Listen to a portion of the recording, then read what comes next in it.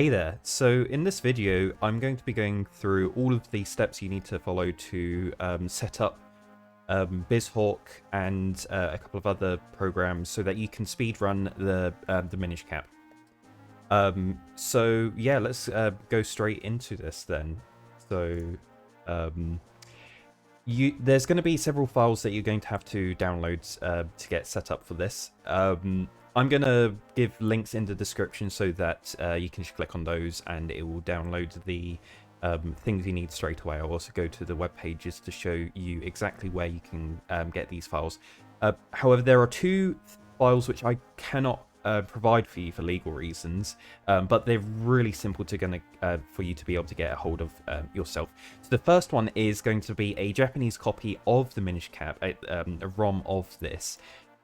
This is really easy to get a hold of. All you need to do is go into a Google or any search engine of your choice and search for Fushigi no Boshi.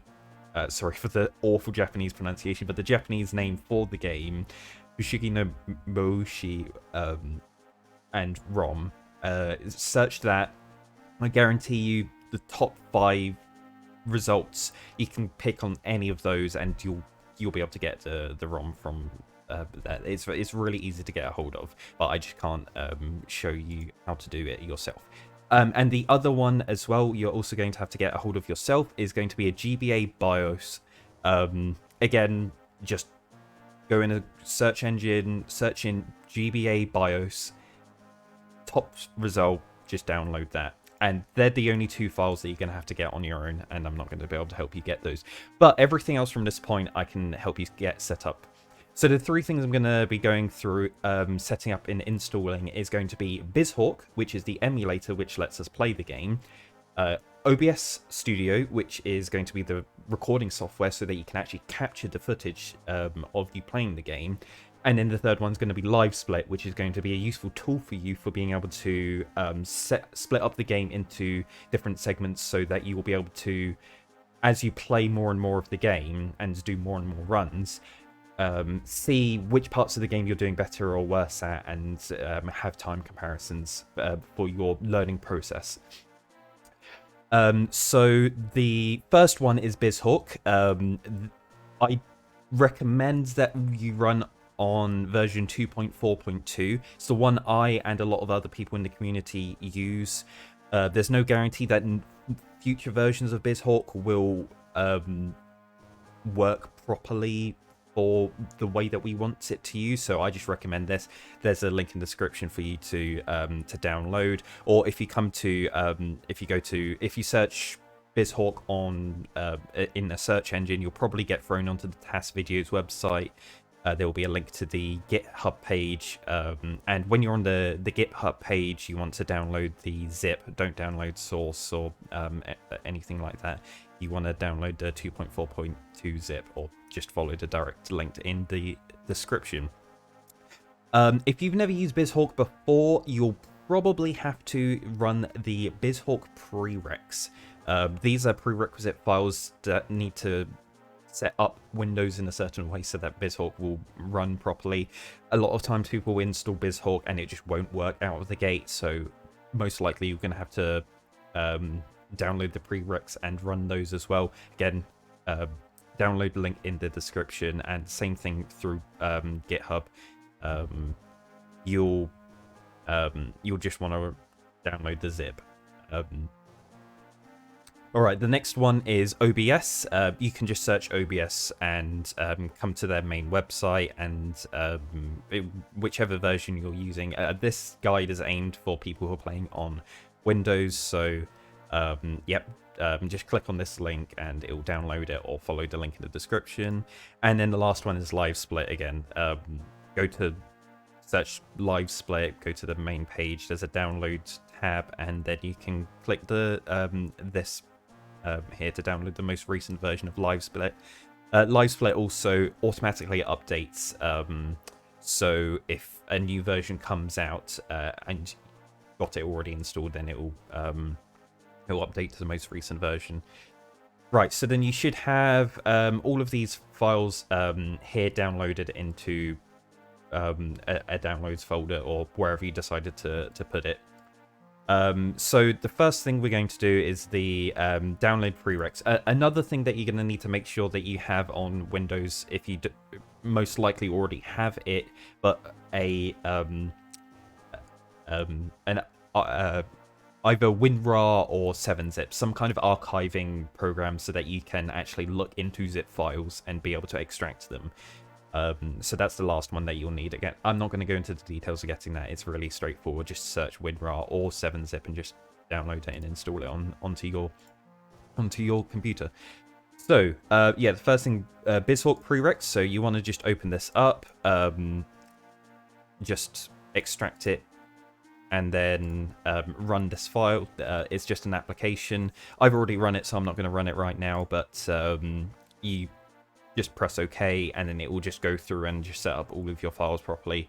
It takes about a minute, so just give it that long to do. So once you've done that, let's just get rid of those. You want to open up Bizhawk. So Bizhawk's just got a load of containing folders, so you probably want to make a new folder and just call it Bizhawk. And then you want to get all of these files and put them into this Bizhawk folder, and then it will extract into there. Cool. And then when you open up here, you will be greeted with this, like all of your folders here. So what we're going to want to do is you want to grab your GBA BIOS and you want to put it in the Bizhawk folder. And you want to put it into firmware. So it's the firmware folder should be empty, and then yeah, the one file that you're going to want in here will be GBA BIOS. Or if you've used his Bizhawk for other games as well, you probably already have Bizhawk installed. But get your GBA BIOS and put it into this firmware folder. Right, so now we want to open up Bizhawk. So this is going to be the application for Bizhawk, and it will open up like this. I like to go into View and Window Size and just up this to the to ×5, so then it's nice and big like this. I normally play with it like this, just as a floating window. You can double click it and it will maximize into full screen, but I prefer to have it like this so that you've got room for other things to be able to look at and interact with in your setup.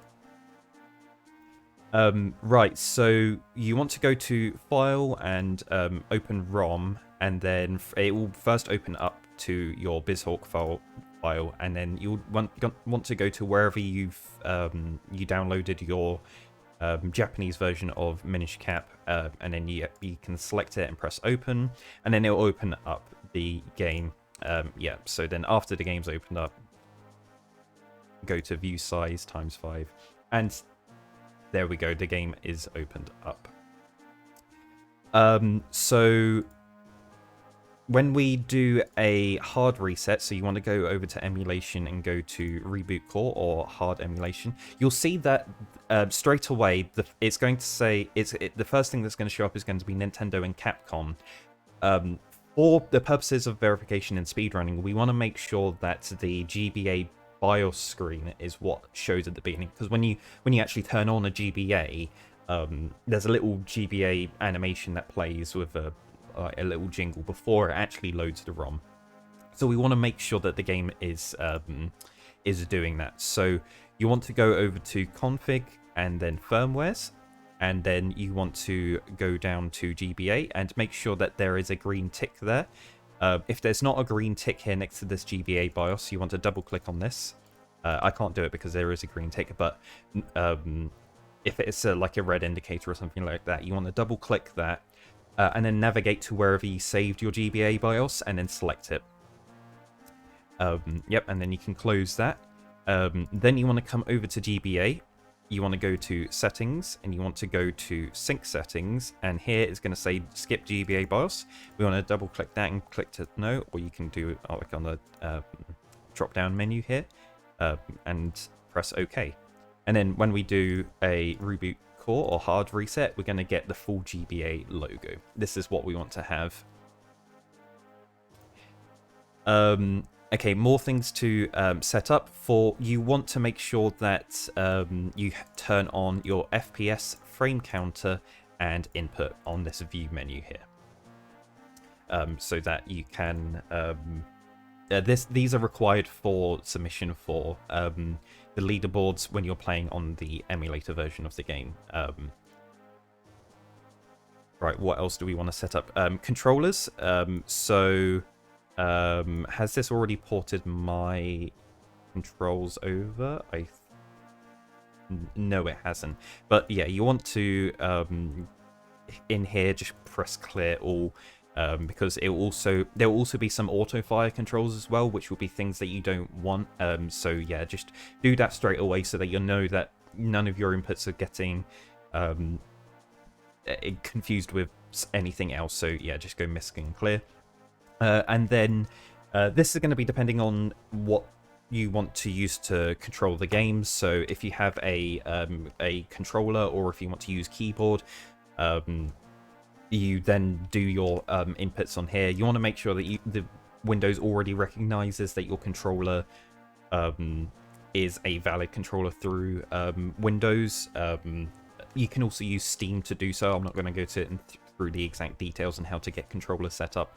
But yeah, you can click on here and then do the inputs on the controller, and then start like setting all of your inputs. And yeah, it will just auto tab through, so you can go like start select B A L R and so forth. Or you can get rid of this auto tab if you want to have multiple buttons for it. So for example, I play with both controller and keyboard and like to switch between in the middle of runs. So like after I set the controller setup, then I can go on keyboard and go like I use W ASD, but like up, down, left, and right, WS AD, and so forth. So I use start there, select there, A, L and R. Cool. Right, and get that all set up. Auto fire, you don't want to have anything selected here. This is illegal to have auto fire controls for speedrunning. All of your inputs need to be manual and just normal controls. Right, and then we click save.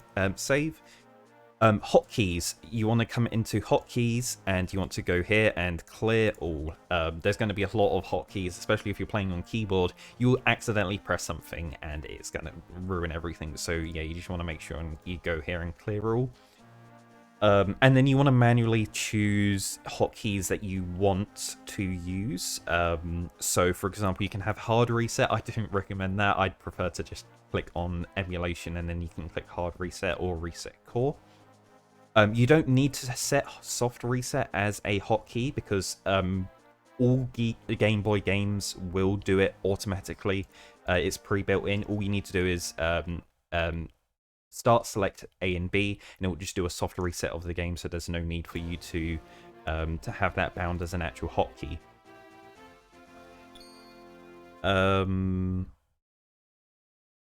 What else? Yeah, you can set turbo. Sorry, not turbo. Fast forward. Fast forward will speed up the game for you. So like I have it as there. So if there's long cutscenes that you want to skip through during practice, you can have that. So it will be faster for you to be able to get to the sections of the game that you want to actually practice. Pause is useful as well. One of the more important things is going to be save states. So normally you can set all of your F1 to like F10 keys to be loading save states, and then do a combination of shift F1, for example, to save the save state. So then you can have 10 rapid save states for you to be able to use. I'm not going to go too much into how to use save states in this. I'm going to be doing a more advanced Bizhawk guide, which will go into how I use save states. But yeah, and then you can pretty much skip all of these other settings. So that's it here for saves for hotkeys. display, you shouldn't have to change anything in here, but I want to I'd recommend that you make sure that it's if you've already got Bizhawk doing some weird stuff, you want to make sure that like maintain aspect ratios on, linear filter is off, final filter is also off, use system recommendations, display methods direct is fine. You can change how much off is on screen here or not. I just leave it on full.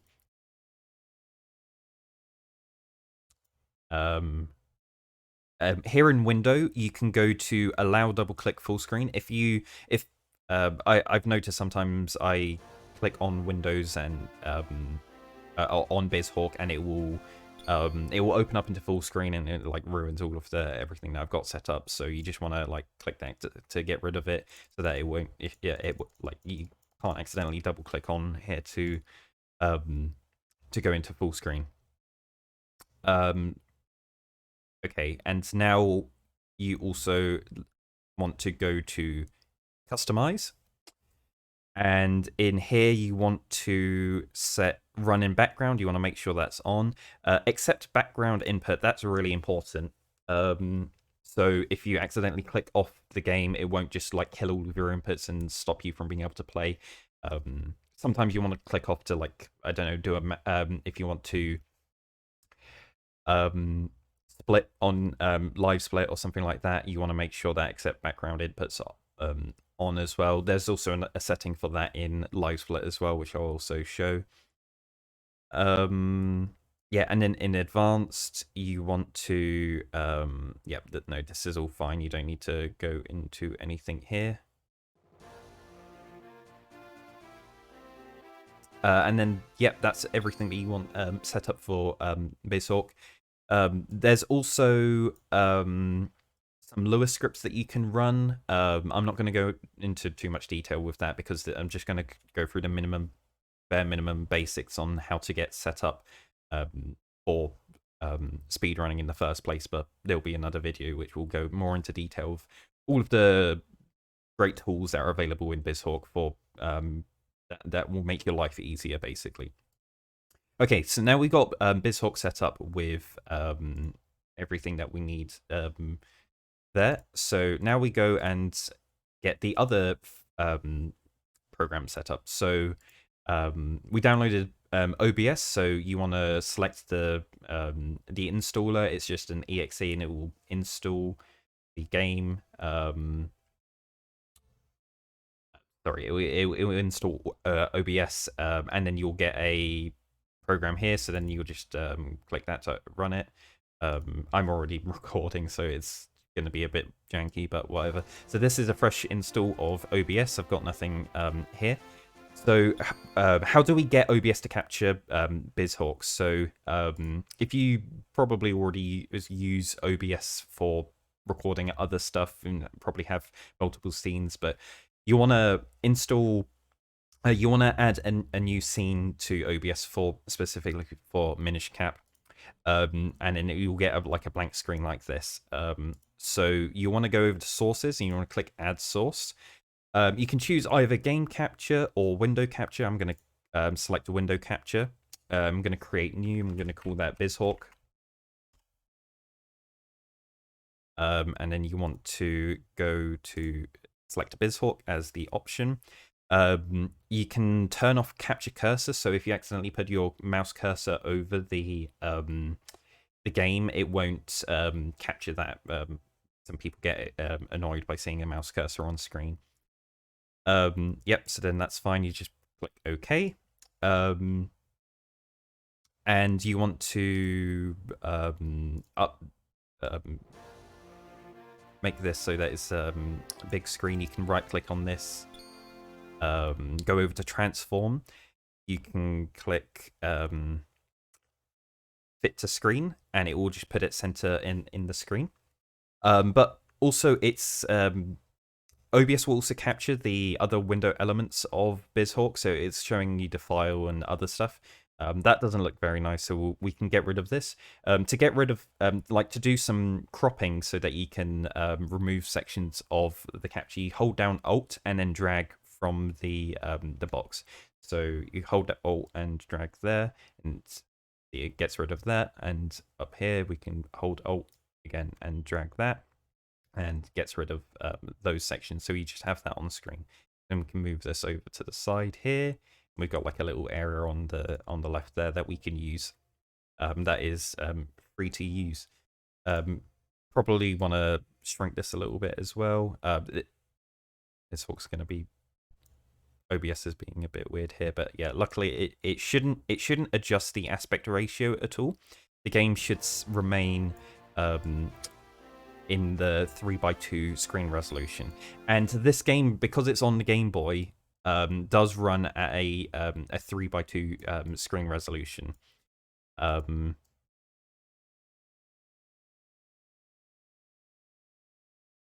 Which is different to most retro games, which will be like a 4:3 aspect ratio, and it's different to widescreen, which is 16:9 as well. So it's a weird halfway in between like the nearly square resolution of most retro games and the full widescreen of modern games.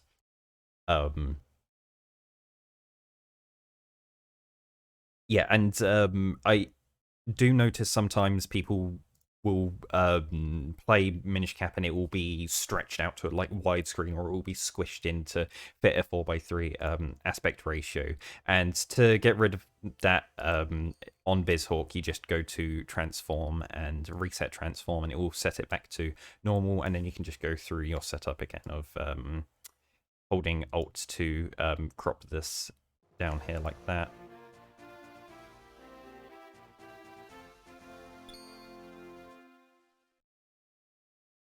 Yeah, and you just crop it like that, and then you can put that there. All right, and then the last bit of software that we're gonna want for you to get set up with is going to be Livesplit.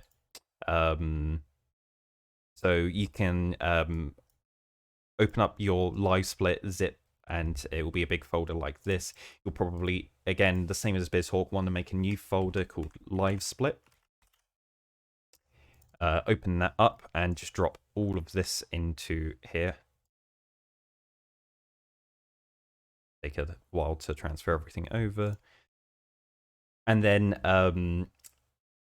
you'll have a resources folder here, and you're going to have the Livesplit application. You can save you can create a shortcut and save it to somewhere else, so it's a bit easy to get hold of. But yeah, you want to click Livesplit, and then it will open up here. This is Livesplit. You'll want to go to like edit splits. Here you want to search for Minish Cap. There we go. There's Zelda Minish Cap. And then it will open up Bizhawk into a bigger thing like this. Sorry, Livesplit. Then we go to edit splits. Again, we want to here you can set your all of your splits. So this will be like your first split will probably be enter Deepwood. Then you can go here into icon, and then if you got a saved icons for it, then you can set the icons. If you want to set a new split, you just do insert below and then add a new one. Let's jump from Vati 3. This is the only two splits you need: enter Deepwood and Vati. Yeah, press OK. And then you can save these splits, and you want to save splits as oh my god, where I'm going to be using here in Livesplit, and just be using your resources folder and just save it as Minish Cap. You want to save it as like any % if you plan on doing multiple categories or anything like that. And then to change how it looks, we go to edit layout. It should, start with, you've got your title thing at the top here, which is going to say what the name of the game is. The next thing is splits, so it's going to be all of these. So all of your splits will just get added in successively in this big long list here. You got your timer here, and you're going to have previous segment, which will be comparing what the previous run is. I recommend getting rid of the timer and replacing it with the detailed timer. And then, yeah, adjusting it. The order that the things are in here is going to be the order that they appear here as well. I like the detailed timer because it gives your overall time in the run, and then it's also got a split timer, so you can be able to see what pace you are on that split specifically, which is really handy.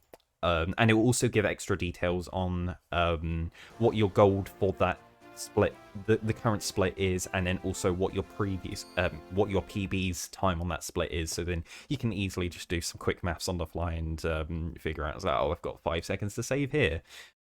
So yeah, the detailed time is super useful in that respect. Previous segment, I like to change this to, instead of doing current comparison, to do best segments. And it should change the thing to say to read best there instead. So instead of comparing to your previous split and going, hey, you did this split 5 seconds faster than your personal best, it will be which is normally going to be indicated here on your splits. Like when you split, it will say it will show you, oh, you're 5 seconds ahead, or you're 5 seconds behind, or whatever. This will instead compare against your gold, so it will be like, oh, you golded, and then whatever number it will say here will be -7 or something. So, oh, I got 7-second gold, and you'll know that's exactly how much you saved there. Or you lost some time in, like, oh, how much time did you lose? And then you may have saved some time over your personal best, but your personal best had a horrible split there, so then this will instead say +10 or something. It's like, okay, over my best time on that split, I lost 10 seconds to movement or something, but I did better than my PB. So yeah, these things will just be super handy for you to be able to learn and get better at the game. And then, yeah, the other thing is on splits. I like to have, there will be 2 columns here. So there's this one, the first column is going to be plus or minus. So it's going to have a little plus and minus indicator to show you how far ahead or behind you are from your previous run. If this is going to be your first run, then it's just going to be, there's just going to be blank indicators because you're not comparing to anything, and you shouldn't on your first run. Your first run is just aiming to finish the run in the first place. And then the other one is just going to show your absolute time, and it will just show the time that you hit that split at. Right, yeah. You can do some other stuff as well. So in layout as well, you can go to I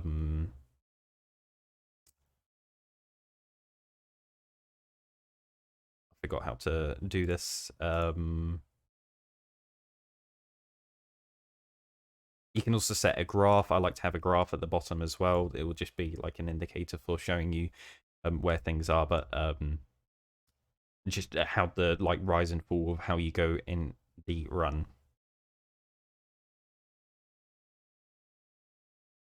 The layout settings, yeah. Okay, so here in layout settings, you can, for the background color, you can go image, and on this image you can then set something that you've saved in your an image to use as the background for Livesplit.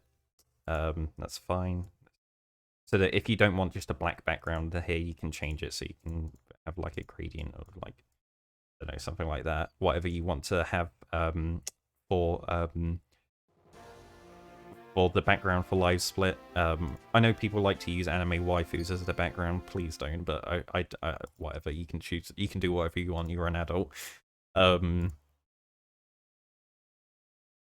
But yeah, when you've got Livesplit like scaled to however you want to have it scaled, then you can come into OBS and also add Livesplit into here. So we're going to do the same thing. We're going to go over to window capture and call this Livesplit. And yeah, you just stretch that and put that there or something like that. And it's the bare minimum setup that you need for being able to record your footage and play Minish Cap. This video is getting a little bit long now here, so I'm just going to do one last thing. So with OBS, there's a couple of settings that you're going to want to change. So in OBS, in the bottom right corner, you go to settings. You want to come over to not output, you want to go to video. The base settings is going to be the canvas. The canvas is going to be what this looks like here. That you just want to leave as 1080p, that's fine. But the output scaled resolution, ideally the maximum you're going to want to stream this is going to be 720p. There's no need to stream this game at 1080p. It's going to be really hard for some people to be able to watch your stream if you're streaming it at 1080p. So ideally you want to set this to 720p. You can even lower this to 540 or 480 if your system can't handle it. But OBS is pretty lightweight, so most systems will be able to at least stream at 540p. Like you can have like a 90s laptop or something and it will still be able to handle like at least 480p. And the other thing is you want to set the FPS. It will be preset to 30. You want to up this to 60 FPS, which is a bit contradictory to the screen resolution. But the game can look much better at a lower resolution and a higher frame rate. The game runs at 60 FPS, and there's some things in the game which are really noticeable if you're recording at 30 FPS. For example, when you're creating clones and standing over the pads, how the game made the pads look like they're like faded a little bit is that they flash on and off every other frame, which means that if you're recording at 30 FPS, you either see the empty frame and then it will it will skip a frame and then the empty frame and skip a frame and then the empty frame. So you'd end up not seeing any ghosts of you selecting the things. So to an outside observer, when they're watching your stream, it will look like that they're missing the pads and then instantly all of your clones get created. And it looks a bit weird. So yeah, you want to set that to 60 FPS so that the game looks normal. Yeah, and then the final thing is, yeah, you want to go to stream, you go to, like, if you stream on Twitch, connect to your account or use your stream key. Or you can also you can record things locally on OBS. You don't need to stream your gameplay, even though it's more ideal if you stream your gameplay. But you can also do local recordings if your internet's particularly bad and you can't stream. But if you do want to stream, your output settings, it's going to default to 2500, which is fine. I would lower this to 2000 when streaming at 720p, but this is something you're going to want to adjust to make sure that your stream looks fine. You don't want to have it like stupidly high. If you're running a 1080p stream, you need to have it at 6000 bit rate, but you don't want to have it 6000 bit rate if you're streaming at a lower resolution. Yeah, and then also here's audio settings so that you can have it capture your have it capture Bizhawk audio, and then also your mic. If you use a microphone, you can set that into here. But yeah, that should be it, and that will get you everything set up for being able to record your record everything you want to do in Minish Cap. If you can do one last thing where you can why have I got another? Don't worry about that. I had another copy of OBS open. But yeah, you can also add your webcam in here if you want to do so as well. And then literally the last thing you need to do before you can start doing a run is just set up a file, smiley face. Press L to shift the thing over so that you get a smiley face indicator there. Press R and change the text speed. The text speed is the top option. You want to change it from medium to high, which is on the right. Press A on that. you'll see there's a little red frame counter there. And then, yeah, that's your file setup. Then you can just go hard reset, and bam, you're going with your run. And then you just mash through the title sequence, and you're off and away on your run. You probably wanted to start the splits as well, whichever you want to. This was another thing as well. Yeah, global hotkeys here.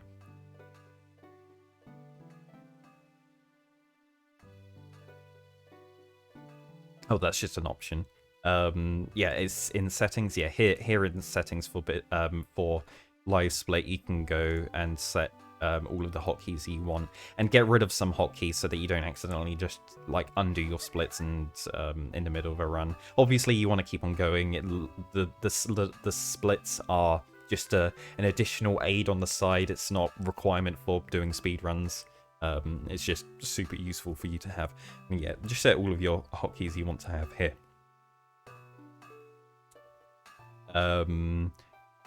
You want to have global hotkeys set as well, so that when you're controlling Bizhawk and you want to split, you can press the E or whatever, and it will split on Livesplit without you having to manually select Livesplit.